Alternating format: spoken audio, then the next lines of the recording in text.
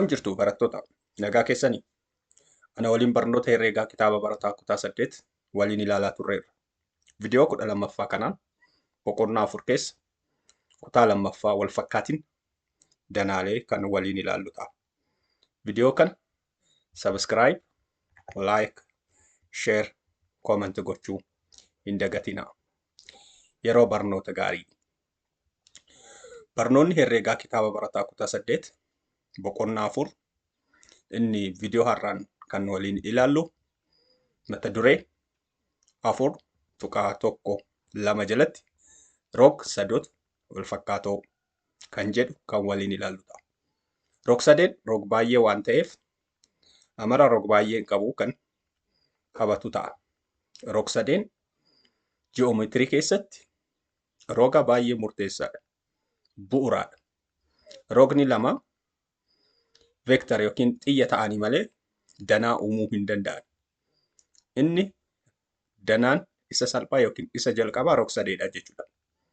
Hiikkoon wal fakkaatina rog-sadeef kennamus hiikoo wal fakkaatina rog baay'ee kennameen tokkuma ta'a jechuudha. As keessatti hiikoo 4 tokkollee yoo ilaaltanii fi hiikoo 4 lama baay'ee kan wal fakkaatanidha. Hiikoo 4 lama rog-sadoonni lama wal fakkaatoodha kan jennu kofoonni walitti dhufoon walitti galoo fi rogonni walitti dhufoon proportionaalii yoo ta'anidha. Fakkeenyaaf rog-sadee abbaacaa fi rog-sadeen daa'eeffaan wal fakkaatoo yoo ta'an gabaabinaan mallattoodhaan yoo barreeffamu yookiin mallattoodhaan yeroo ibsamu rog-sadee abbaacaa wal fakkaatoo rog-sadee daa'eeffaa ta'a jechuudha. As keessatti safarri kofa A walqixa yookiin walitti galoo safara kofa D, safarri kofa B walitti galoo safara kofa E fi safarri kofa C walitti galoo safara kofa F. Roga abbaa proportionaalii roga daa'ee roga baacaa proportionaalii roga eeffaa fi roga aacaa proportionaalii roga daa faa ta'a jechuudha. As keessatti rog-sadee abbaa caa wal fakkaatoo rog-sadee daa'eeffaa yoo ta'e haalonni lamaan armaan gadii dhugaa ta'u. Haalonni lamaan isaan kamiinii kan jedhu kan waliin ilaallu yoo ta'u danaa abbaacaa yookiin rog-sadee abbaacaa fi rog-sadee daa'eeffaa keessatti kofa A walitti galoo kofa D, kofa B walitti galoo kofa E, kofa C walitti galoo kofa F ta'a jechuudha.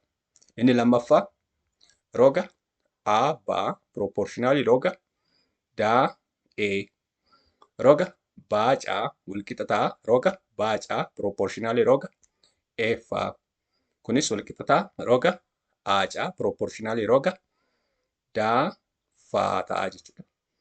Bifa kana kan qabatu ta'a jechuudha. Asirratti haalota lamaan kana sirriitti hubachuun baay'ee murteessaadha. Barannoo kana sirriitti hubachuudhaaf. As keessatti barannoo kana cimsachuudhaaf gilgaala kitaaba barataa irraa nuuf kennamee fi fakkeenya adda addaa fudhannee kan waliin ilaallu ta'a jechuudha. Kitaaba barataa irratti gilgaala 4 keessa gaaffii 4ffaan danaa armaan gadii keessatti danaalee armaan gadii kana keessatti rog-sadee abbaacaan wal fakkaatoo rog-sadee daa'eeffaa yoo ta'e dheerina rogaa abbaa fi baacaa barbaadinu jedha. Abbaa fi baacaa barbaadinu jedha. Amma haalota armaan olii lamaan irratti hundoofnee kan dheerina isaanii kan barbaadnu ta'a jechuudha. Furmaata. Rog-sadee abbaacaa fi rog-sadee daa'eeffaa wal fakkaatoo jedhamee nuuf kennameera. Kanaafuu amma kan barbaadamu roga waan ta'eef proportionaalii roga fayyadamna jechuudha.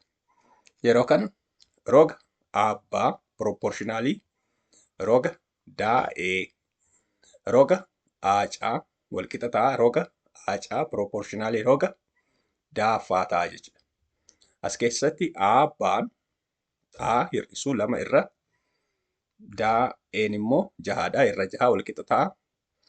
Aacaa roga aacaa 15 roga daafaa 16 ta'a jechuudha. Kanaafuu 15 10 yeroo qoodnu 1.5 ta'a jechuudha.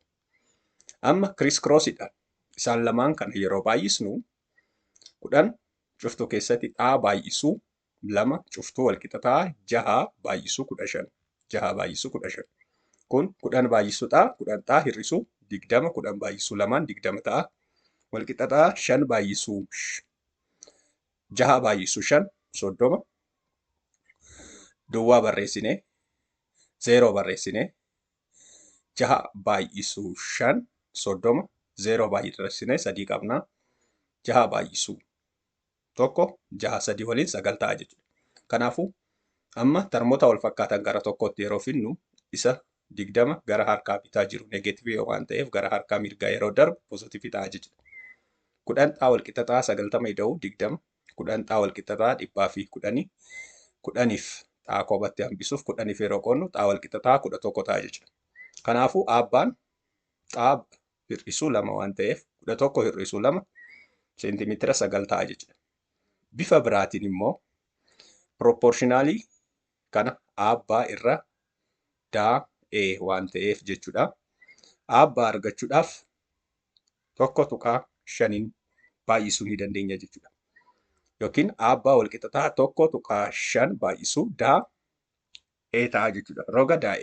Roga daa'ee immoo seentimeetira 6 kanaafuu 1.5 baay'isuu 6 9 seentimeetira ta'a jechuudha. Bifa kanaanis barbaaduun akka danda'amu hubachuu qabdanii jechuudha. Inni kun bifa gabaabaa fi salphaadha.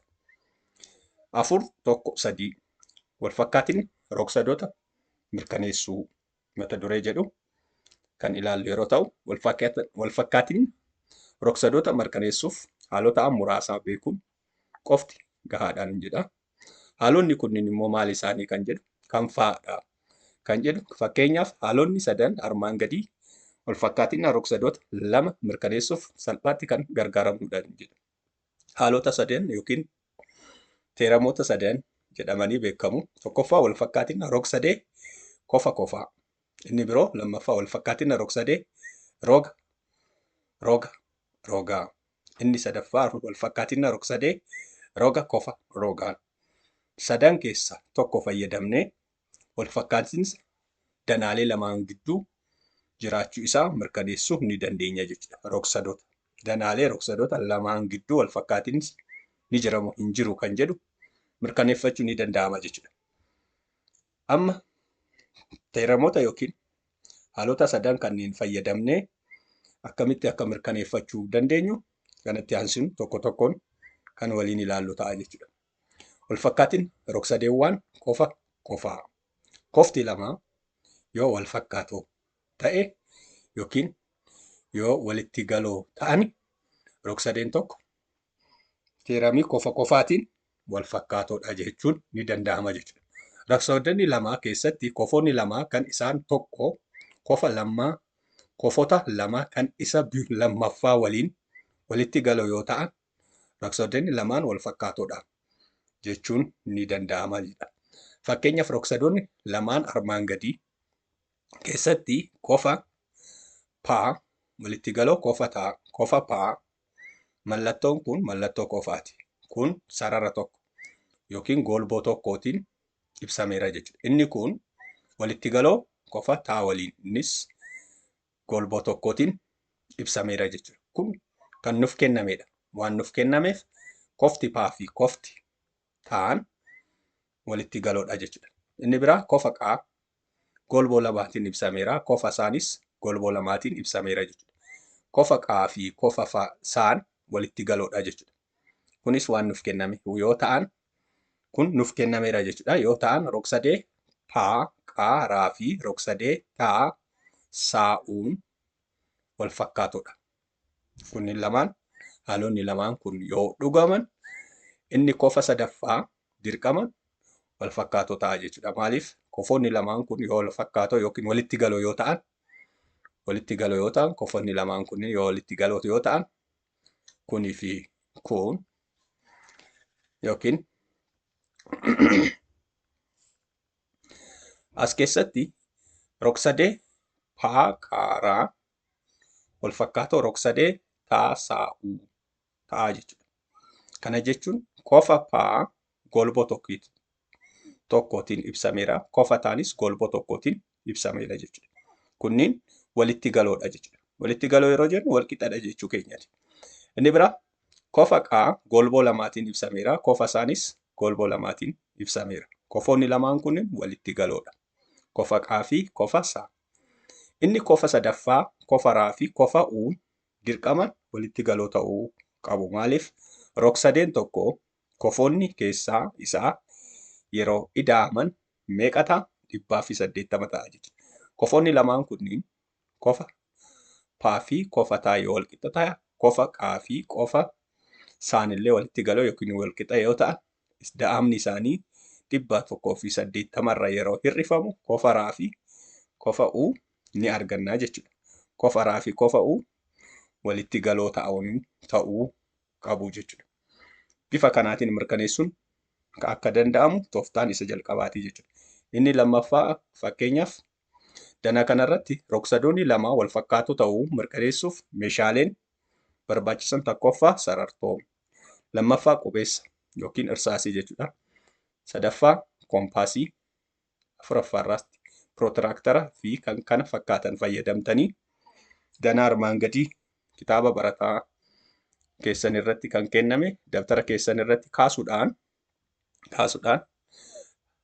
dhugaa ta'uu isaanii kofoonni rog-sadeen A, Baacaa fi rog-sadee E, Daa, Caan walitti galoo ta'uu isaanii yookiin wal fakkaatoo ta'uu isaanii mirkaneeffachuu qabdanii jechuudha. Isa kana mirkaneessuudhaaf isa jalqaba irratti maal fayyadamnaa jechuudha? Fakkeenya 3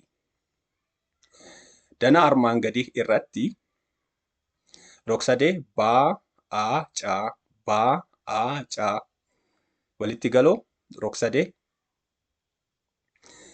Fakkeenya 3 danaa armaan gadii irratti kofa Baacaa walitti galoo kofa Daa'ecaa, kofa Baacaa walitti galoo kofa Daa'ecaa yoo ta'e kun nuuf kennameera yoo ta'e nuuf kennameera jechuudha. Yoo ta'e rog-sadee Baacaa wal fakkaatoo rog-sadee Daa'ecaa ta'uu mirkaneessinuun jedha. Akkuma armaan olii jechuuf yaaletti danaa kana dabtara keessan irratti kaasuudhaan meeshaalee armaan olii fayyadamtanii wal fakkaatoo ta'uu isaanii mirkaneeffachuu qabdanii jechuudha. Amma asirratti kun danaa pirootiraaktariitii jechuudha. Danaa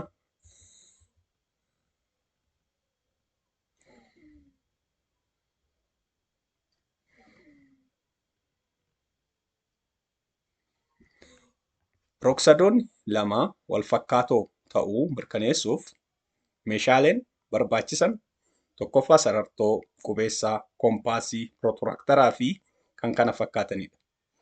Meeshaalee armaan olii kanneen fayyadamne rog-sadeen lama yookiin danaan lama yoo nuuf kenname wal fakkaatoodha moo miti kan jedhu mirkaneeffachuu ni dandeenya jechuudha.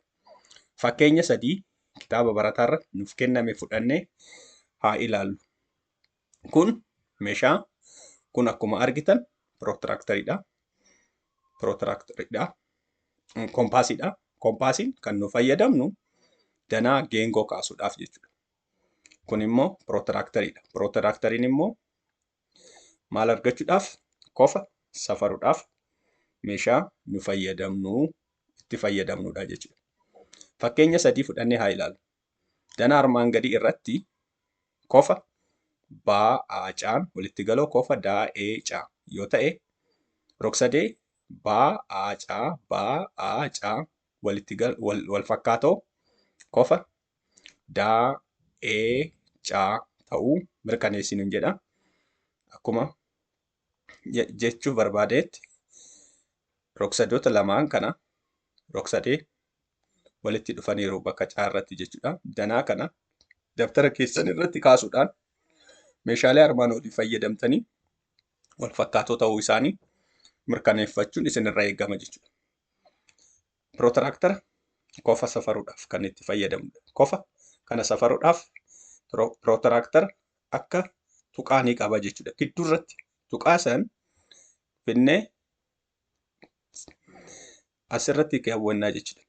Fixee kanarratti erga kaawwannee booda sarara 0 irra darbu sarara kanarra ooluu qaba. Sarara A, C, E irra ooluu qaba jechuudha. Ergasii sararri kun immoo kofa kamirra akka darbu ilaalla jechuudha. Kofa kamirra keessa akka darbu ilaalla jechuudha. Yeroo kana maal ta'a? Kofa isaa argannee jechuudha. Fakkeenyaaf danaan kun sararri kun baa caan 0 irra darbeera.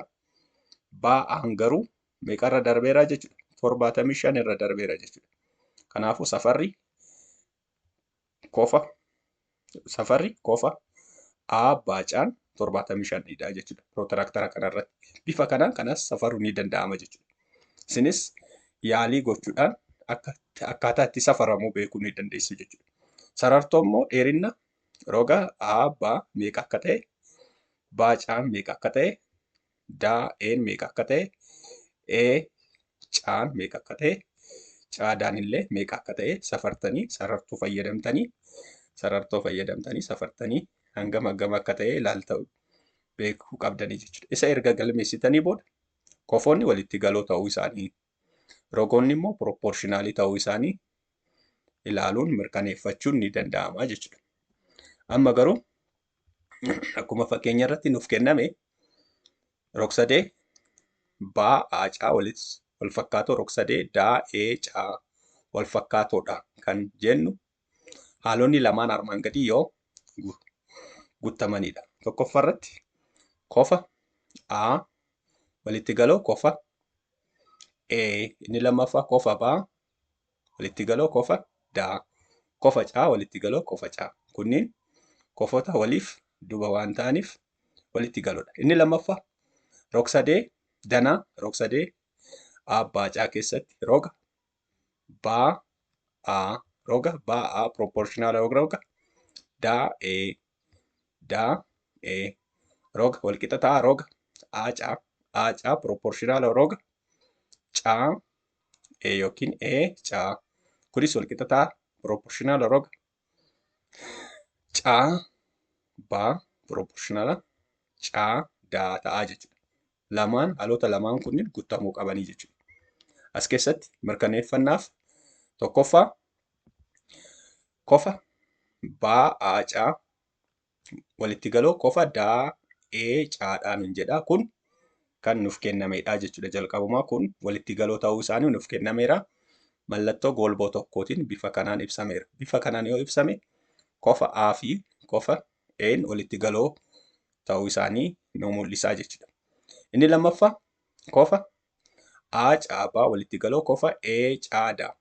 Kun immoo A caabaa walitti galoo E caada. Kun kofoota waliif duuba walitti galoodha. Waliif duuba waan ta'aniif walitti galoodha. Kanaafuu haalonni lamaan nuuf kennamee guutameera. Kofa kofaan kun nuuf kennameera. Kun immoo kofootni waliif duuba walitti galoo waan ta'aniif ta'uu isaanii mirkaneeffanneera jechuudha. Wal fakkaatoo ta'uu isaanii mirkaneeffanneera jechuudha. Kofa rog-sadee baa aacaan wal fakkaatoo rog-sadee daa'ee caadha. Maaliin? Teeramii kofa kofaatiin jechuudha. Amma mata dureetti aanee kan walitti ilaallu wal fakkaatina rog-sadeewwan rogaa. Rogoonni walitti dhufoon rog-sadeewwan lama pirooporshinaalii yoo ta'an rog-sadeewwan lamaan wal fakkaatoodha jenna jechuudha. Fakkeenyaaf rog-sadee paa qaa raa rog-sadee paa qaa raa fi rog-sadee saa xaa'uu wal fakkaatoodha kan jennu. Wal fakkaatin rog-sadeewwan rogaa yoo rog-sadan rog-sadee lama yoo wal fakkaatoo ta'an wal fakkaatiin roga teeramii jedhamuun beekama jechuudha. Rogoonni walitti dhufoon rog-sadeewwan lama proportionaalii yoo ta'an rog-sadeewwan lamaan wal fakkaatoodha jenna. Rog-sadee paa, qaa, raa fi rog-sadee saa, taa, uu wal fakkaatoodha yoo kan jedhaman yoo ta'e rogaatiin wal fakkaatinni isaanii proportionaalii roga paa, qaa proportional roga saa, taa. Kun immoo walqixa ta'a proportionaalii roga qaa, raa irra roga taa, uu. Kun immoo walqixa ta'a proportionaalii roga paa, raa irra roga saa, uu. Kun immoo walqixa ta'a tokko irra xaatiin proportionaalii ta'anii jechuudha. Yoo roga saa, taa, uu yoo roga paa, qaa, raa yoo caalee jechuudha. Saayiziidhaan kan caalu yoo ta'e inni kun guddaa inni kun xiqqaa yoo ta'e proportionaalii tokko irra xaa ni qabaatu jechuudha. As keessatti aan roga paaqaan kan guddate xaadhaan jechuudha. Roga saa uun kan guddate xaadhaa jechuudha.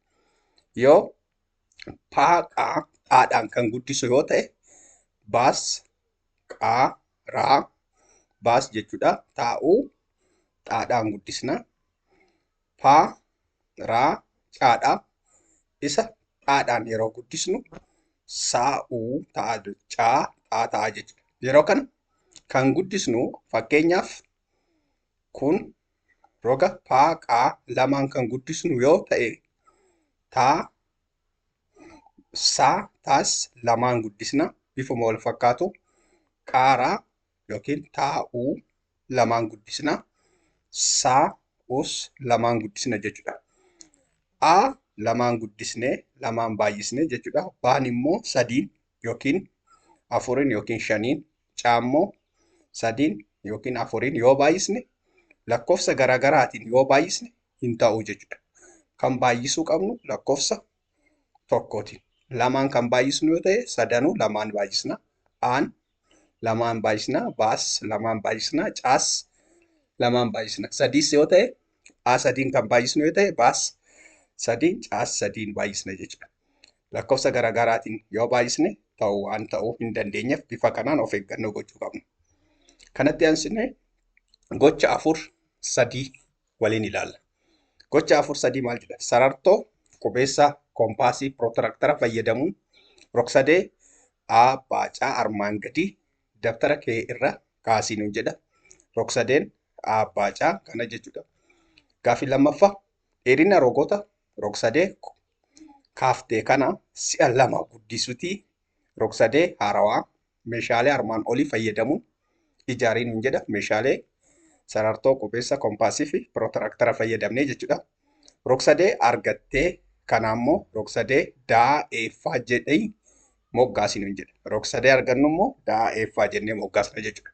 Sadaffaa irratti rogoonni walitti dhufoon rog-sadoota kanaa proportionaaliidha. Proportionaalii ta'uu isaanii safarree mirkaneeffannaa jechuudha. Safaruudhaaf sarartoo fi maal fayyadamna? Pirootiraktarii fayyadamna jechuudha. Afuraffaa irratti tokko tokko qofoota rog-sadeewwan lamaan pirootirakteriitiin safariitiin maal hubattee nuun jedha. Pirootirakteriidhaan qofata isa yeroo safarru wanti nuti argannu maal inni kan jedhudha. Danaa baacaa kanaa jechuudha. Danaa baacaa seentimeetira roga abbaa seentimeetira 2 roga baacaa seentimeetira 4 roga caan immoo seentimeetira 6. Si'a meeqa guddisinu jedha? Si'a 2. Inni kun si'a 1 jechuudha. Inni kun si'a 2 jechuudha. Inni kun si'a tokkoffaa si'a tokkodha. Si'a tokkodha. Kun immoo si'a 2 jechuudha. Inni kunis si'a 1. Inni kunis sararri kun si'a 2 ta'a jechuudha. Kanaafuu baacaa jedhii moggaasinu jedha. Amma si'a 2 waan ta'eef 2 lamaan ni baay'isna jechuudha. 2 baay'isu 2 4 seentimeetira. 4 baay'isuu 2 8 seentimeetira. 3 baay'isuu 2 6 seentimeetira ta'a jechuudha. Kofoonni kunniin immoo walitti galoo ta'uu isaanii beekuu mirkaneeffachuu qabna jechuudha. Kofa A walitti galoo kofa D waliini. Kofa B walitti galoo kofa E waliini. Kofa C walitti galoo kofa F waliin ta'uu qabaa jechuudha. Bifa kanaan sarartoo fayyadamnee kompaasii fayyadamnee walitti galoo ta'uu isaanii rogoonni immoo proportionaalii ta'uu isaanii mirkaneeffachuu nurraa eegama jechuudha. Walfakkaatiin rog-sadee roga kofa roga. Tiramii roga kofa roga. Danaa rog-sadee lama roga kofa rogaatiin kan wal fakkaatu yoo ta'an kofa roga lamaan gidduu jiru immoo walitti galoo ta'a jechuudha. Rog-sadoonni lama keessatti rogoonni walitti dhufoo lamaan proportionaalii fi kofti gidduu isaanii walitti galoo yoo ta'an rog-sadeewwan lamaan wal fakkaatoodha jennaa jechuudha. Isas fakkeenyaaf rog-sadee armaan gadii kana keessatti rog-sadee paa, qaa, raa fi rog-sadee saa taa'uu kana jalatti roga paaqaa proportionaalii roga saa ta'a. Roga qaa raa proportionaalii roga taa'uu. Inni kunis walqixa ta'a roga paa raa proportionaalii roga saa ta'a jechuudha. Kun immoo tokko walqixa ta'a tokko irra ta'a. Inni kun isa xiqqaadha, inni kun guddaadha jechuudha. Yoo ta'e rog-sadee paa qaaraa paa qaaraa walitti galoo wal fakkaatoo rog-sadee saa taa'uu ta'a jechuudha. Rog-sadee paa qaaraa walitti galoo rog-sadee paa qaaraa wal fakkaatoo rog-sadee saa taa'uu ta'a jechuudha. Yeroo kana amma maaliin A fi roga paa qaa proportionaalii roga saa taadha. Roga qaa raa proportionaalii roga taa'uudha. Yeroo kana kofti gidduu isaanii uumamuu walqixaa yookiin walitti galoodha jechuudha. Amma fakkeenya fudhannee ilaallaa jechuudha. Danaa armaan gadii irratti hundaa'uun rog-sadee baa caa'aa wal fakkaatoo rog-sadee daa caa'ee ta'uu mirkaneessinu jedha. Baa dheerina roga aabbaa barbaadinu jedha. Baa dheerina roga kanaa jechuudha. Danaa kana irratti akkuma arginu rog-sadee baa caa'aa fi rog-sadee daa caa'ee baa caa'aa fi rog-sadee daa caa'ee jechuudha. Wal fakkaatoo ta'uu isaanii fi roga aabbaa dheerina isaa ni barbaadna jechuudha. Furmaata mirkaneeffannaaf safarri kofa A caa baa danaa kanarratti jechuudha. Kofa A caa baa walitti galoo roga E caa daa. Kofoonni waliif duuba walitti galoodha. Kunneen kofoonni waliin duuba waan ta'aniif walitti galoodha. Tokkoffaa kofa kofaan kunneen walitti galoodha jechuudha. Inni biraa roga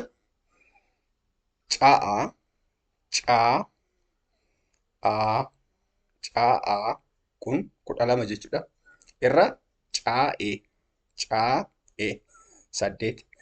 12 irra 8 yeroo salphisnu 3 irra 4 yeroo salphisnu 3 irra 2 ta'a jechuudha. Fi roga baa caa 9 fi roga daa caa 6 9 irra 6 3 yeroo salphisnu 3 irra 2 ta'a.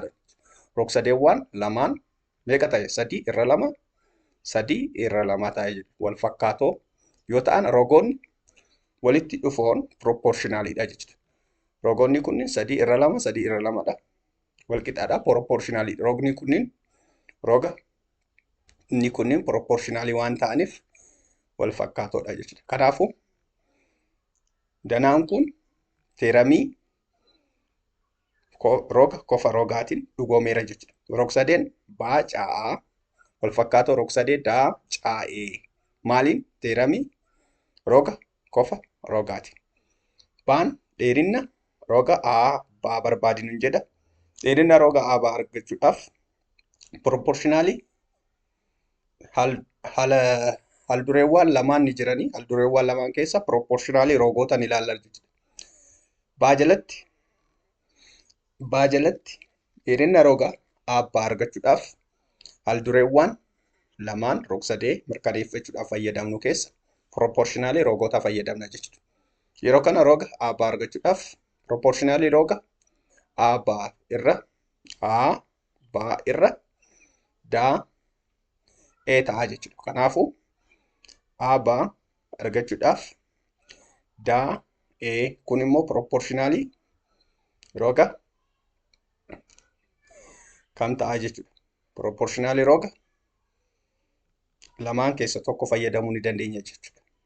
Baacaa fi daacaa sadii lammaffaa rogoonni walitti dhufoo rog-sadeewwan wal fakkaatoo proportionalidha. Kanaafuu abbaa argachuudhaaf lammaffaa irratti daa'een afurii proportionaliin isaanii immoo 3/2. Kiriis kiroosiidhaan yeroo baay'isnu maal ta'a? Yoo bakka busnu bifa maal goona? Bakka busna jechuudha. Kiriis kiroosiidhaan yeroo baay'isnu 2 baay'isuu abbaa wal qixa ta'a, 4 baay'isuu 3 kun immoo 12 ta'a jechuudha. Qaxxaamuraan kiriis kiroosiidhaan qaxxaamuraadhaan yeroo baay'isnu 12 lamaaf yeroo qoodnu 6 arganna jechuudha. Gama lamaanuu lamaaf yoo qoodnu 6 arganna jechuudha. Bifa kanaaf abbaan dheerinni abbaa yuunitii 6 yookiin seentimeetira 6 ta'a jechuudha. Kanaafuu amma danaa rog-sadeet lamaan wal fakkaatoo ta'uu isaanii mirkaneeffanneerra jechuudha. Gilgaala 4-3 keessatti gaaffii sadaffaa rog-sadeewwan armaan gadii irratti hundaa'uudhaan dheerina rogoota armaan gadii barbaadinu jedha. Waa raa fi baa raa taa barbaadinu jedha. Amma nuti ni barbaanna, baa immoo isin Gilgaala kitaaba barataa irratti kan kenname waan ta'eef ni barbaaddanii jechuudha. Mirkaneeffannaaf roga waaraa barbaadinu jedha. Tokkoffaa kofa waa raasaa walitti galoo kofa taa raa'u. Kofoonni waa raa saa kofa walitti galoo kofa taa raa vaa. Kunniin maal nuuf kennameera jechuudha. Kofoonni kunniin nuuf kennameera jechuudha. Kofoonni kunniin nuuf kenname. Kofa raa irratti kofoonni waliin duuba maalinni walitti galoodha jechuudha. Inni biraa kofa waa fi kofa taa walitti galoo ta'uu isaanii mallattoo golboo kofa nuuf kennameera jechuudha. Amma proportionaalii roga waaraa argachuudhaaf proportionaalii roga fayyadamna jechuudha. Waasaa irra maal ta'a? Waasaa irra taa vaa ta'a jechuudha. Walqixa ta'a meeqa? 8 irra 10. Kun immoo walqixa ta'a yeroo salphisnu 2 4 2 5. Kun immoo walqixa ta'a proportionaliin isaa waaraa irra taaraa ta'e jechuudha. Waaraan taa ida'uu 6. Taaraan 2 taa ida'uu 3 ta'a jechuudha. Rog-sadeewwan lamaan wal fakkaatoo yoo ta'an rogoonni walitti dhufoon proportionaalii waan ta'aniif jechuudha. 4 irra 5 walqixa ta'a taa ida'uu 6 irra 2 taa ida'uu 3. Kiriis kiroosiidhaan yeroo baay'isnu yookiin qaxxaamuraadhaan yeroo baay'isnu 4 cuftu keessatti 2 taa kana jechuudha. Kiriis kiroosiidhaan 2 taa ida'uu 3 walqixa ta'a 5 cuftu keessatti taa ida'uu 6 ta'a jechuudha. 4 baay'isuu 2 8 taa ida'uu 4 baay'isuu 3 12 walqixa ta'a 5 baay'isuu taa 5 taa ida'uu 5 baay'isuu 6 30. Tarmoota wal fakkaatan kallattii tokkotti yoo finnu 8 taa hir'isuu 5 taa walqixa ta'a 30 hir'isuu 12. Sadiidhaa walqixataa 18. Dhaa kophaatti hambisuuf sadiif yeroo qoonnu lamaanuu jechuudha. Dhaan 6 ta'a jechuudha. Dhaan 6 yoo ta'u safarri roga waaraan meeqa ta'a? 6 ida'u 6 12 ta'a jechuudha. 6 ida'u 6 12 ta'a jechuudha. Raataa immoo ofii keessaniif barbaadda.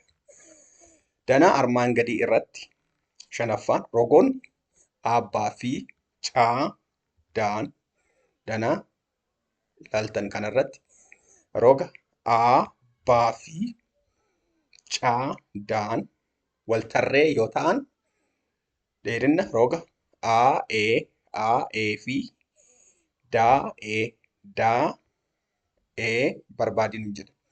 Aa'ee fi daa'ee xaa hir'isuu tokkoo fi xaa ida'uu 5 roga kana barbaannaa jechuudha.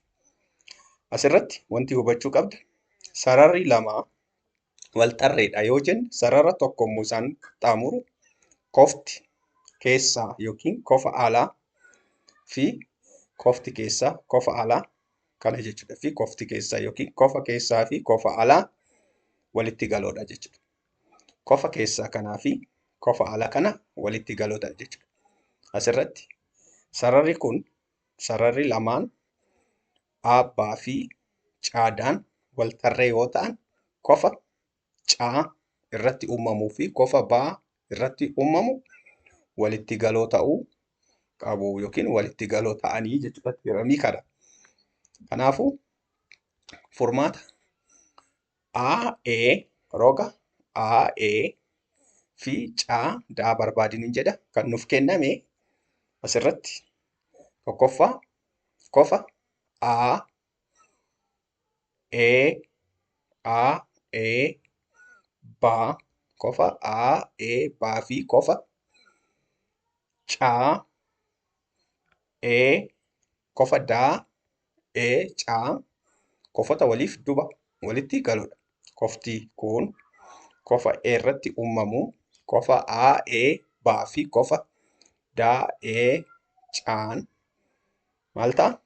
Wal duba waan ta'aniif kofota walitti galoo ta'anii jechuudha. Inni biraa rogsadee baa wal fakkaatoo rogsadee daa caa ta'a jechuudha. Maaliin? Kofa kofaatiin. Maaliif kofoonni kunniin lamaan sararoonni aabbaa fi caadaan tarree waan ta'aniif kofoota baa irratti uumamuu fi kofa caa irratti uumamu walitti galoo waan ta'eef teramii kofa kofaatiin walitti galoodha jechuudha. Walitti galoodha jechuudha. Kanaafuu wal fakkaatoodha jechuudha. Teramii kofa kofaatiin rogsadee baan wal fakkaatoo rogsadee caa ta'a jechuudha. Amma proportionaalii rogota itti fayyadamnee dheerina roga fi dheerina roga barbaannaa jechuudha. Abbaa proportionaalii roga caa. Kun immoo walqixxataa proportionaalii roga irra roga kun immoo 2 irra 5 walqixxataa xaa hir'isuu 1 irra xaa ida'uu 5. Rogsadeewwan lamaan wal fakkaatoo yoo ta'an rogoonni walitti dhufuun proportionidha. 2 irra 5 walqixxataa xaa hir'isuu 1 ida'uu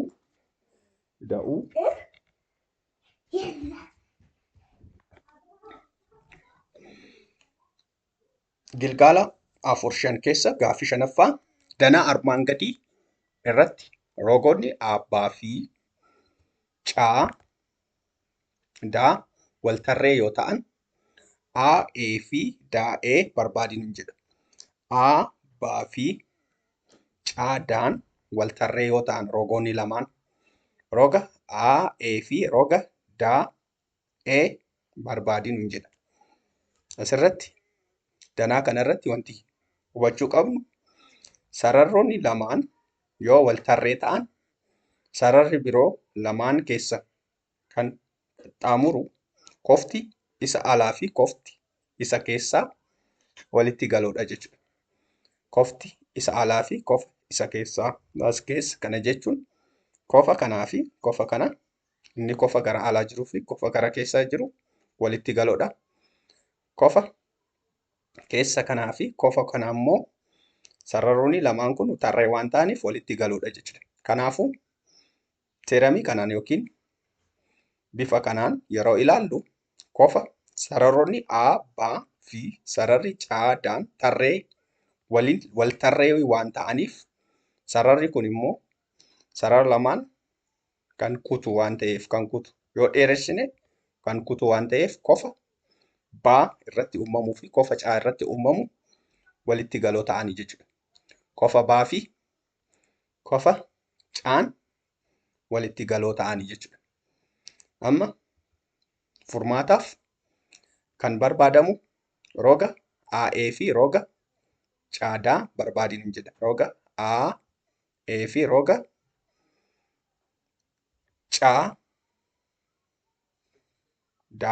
CD miti. Roga DE kan barbaannu. Asirratti CD miti DE dha. Roga AE fi roga DE dha.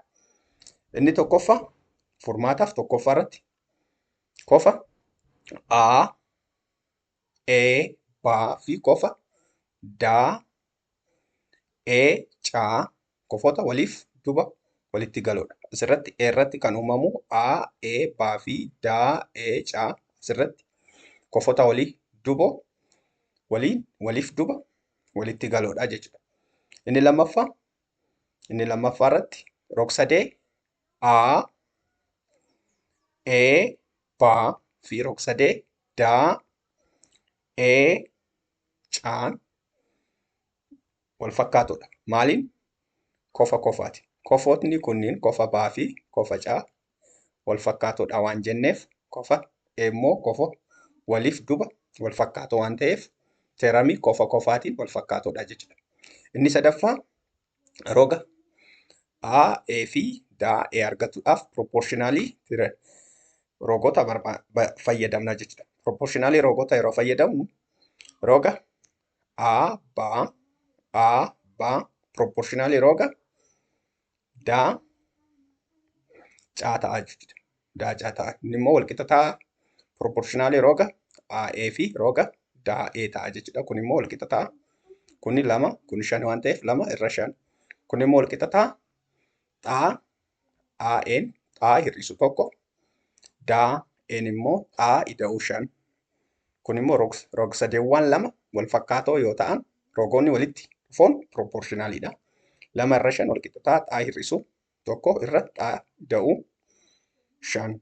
Kiriis kiroosiidhaan yeroo baay'isnu yookiin qaxxaamuraadhaan yeroo baay'isnu 2 cuftuu keessatti xaa ida'uu 5 walqixa ta'a. 5 cuftuu keessatti xaa hir'isu 1 qaxxaamuraadhaan baay'isna jechuudha.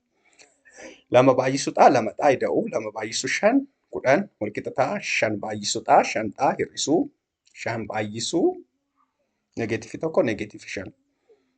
Termoota wal fakkaatan gara tokkotti yeroo fidnu 10 ida'uu 5 walqixa ta'a. 5 xaa hir'isuu 2 xaa walqixa ta'a. 3 xaa 3 xaa walqixa ta'a 15. Gama lamaanuu 3 fi yeroo qoodnu xaa walqixa ta'a 5 xaa ta'a jechuudha. Kanaafuu AE'n iddoo xaa 5 yeroo galchinu 5 hir'isu 1 4 ta'a 4 seentimeetira. Iddoo xaa DE'n 5 yeroo galchinu 5 ida'uu 5 10 seentimeetira ta'a jechuudha. Kanaafuu roga AE fi DE proportionaaliidha. 4 irra 10 4 arganneerra irra 10. Isa immoo yeroo salphisnu 2 irra 5. Isa jalqabaa waliin 2 irra 5 kan wal fakkaatanii ta'aa jechuudha. Kanaafuu barnoota keenya kanarraa asuma irratti waan xumurreef viidiyoo itti aanutiin hanga wal arginutti yeroo barnoota gaarii isiniif haa ta'u. Viidiyoo kana subscribe, share, like, comment gochuu hin dagatinaa. Nama hedduu biraa akka dhaqqabuuf jechuudha. Yeroo barnoota gaarii horaa bulaa nagaan naaf ta'a.